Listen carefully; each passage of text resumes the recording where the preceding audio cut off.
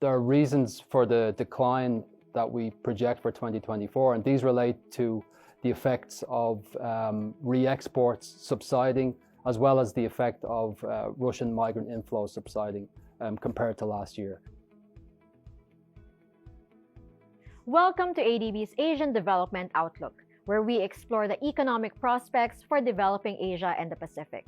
Today, we're joined by ADB's principal economist, John Beirne, to share their forecast for the Caucasus and Central Asia. John, thank you for joining us. Can you share your insights into ADB's economic outlook for the Caucasus and Central Asia? So for 2024, we expect growth at 4.3%, and this will rise to 5% in 2025. Growth in 2024 is lower somewhat than what we saw in 2023, which is at 5.3%.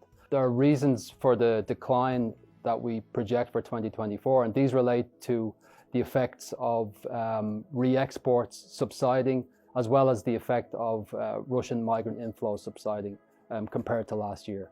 Now, within the sub-region, there are some differences across individual economies. Kazakhstan, for example, will continue to have strong consumption growth, which will outweigh some of the moderation that we expect to see in services and industry. Uzbekistan, for example, will see some moderation in growth across different sectors of the economy.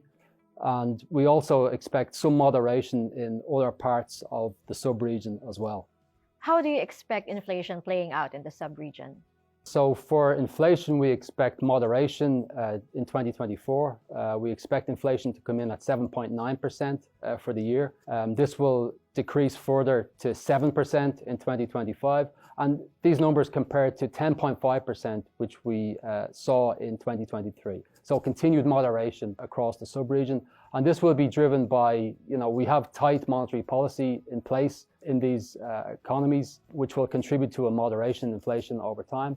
As well as that, we envisage higher levels of food production, supply, which will help to contribute to a moderation in inflation over the next couple of years.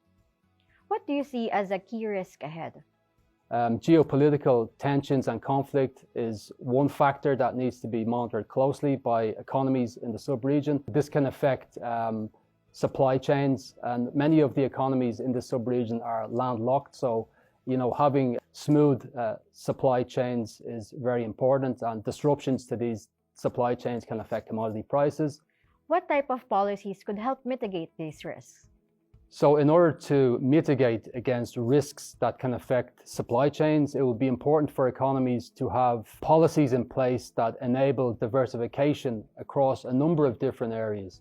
This can include diversification of trade, diversification of energy supply, investment.